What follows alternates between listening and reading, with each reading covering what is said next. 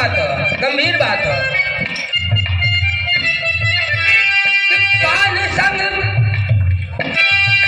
पान संग बरात जाला, अरे हाकिम के हाथ में।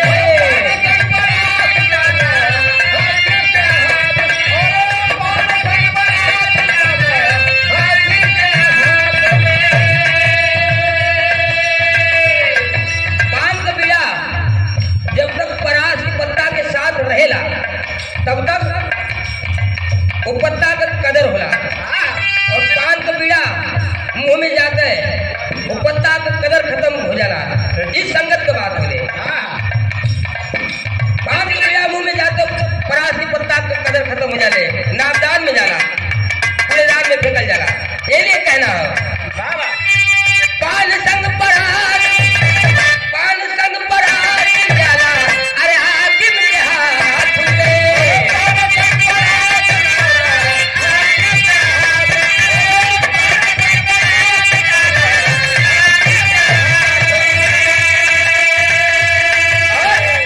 अरे तेरे मलाही काटा,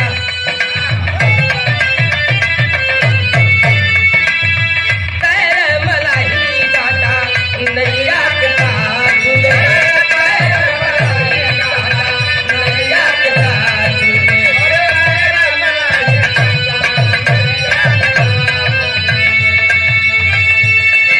मलाही काटा एवं संगत, मलाही काटा जब तक नैया के साथ रहेला तब तक वो काटा का कदर रहेला, और नाव का साथ छूटते ही पानी में डूब जाला।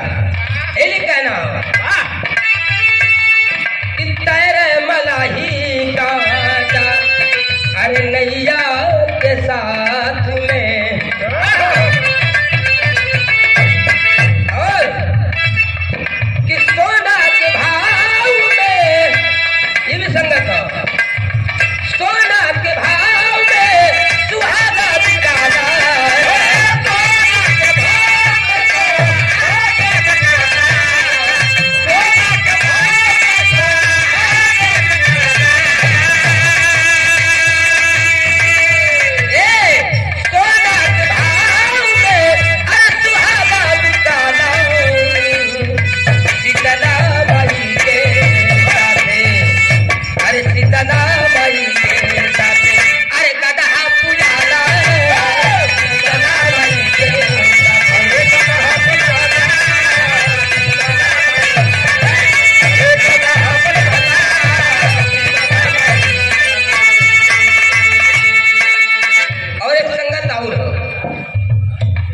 कैसन संगत होना चाहिए? अरे चंदन पे विष्णु धर के,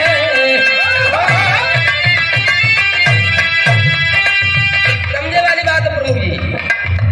चंदन पे विष्णु धर के, अरे गले नहीं डाल हो।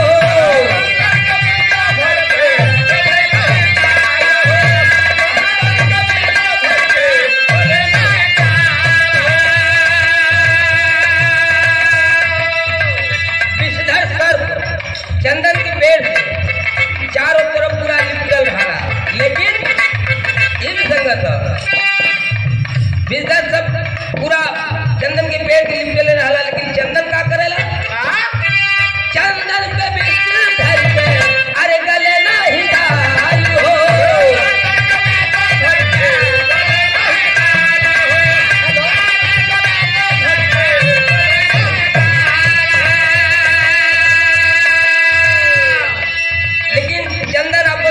नहीं छोड़ सबके साथ में रहते हुए भी, ये भी एक संगत है।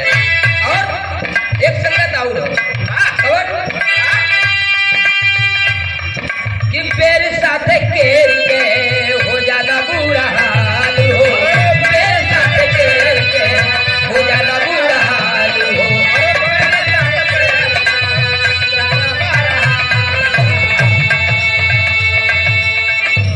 अभी केला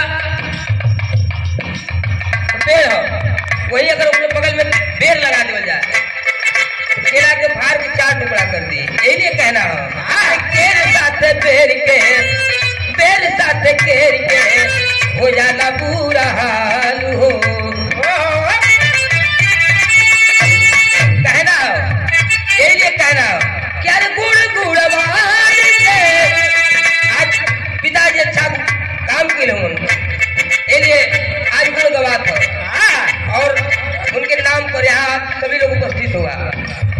कहना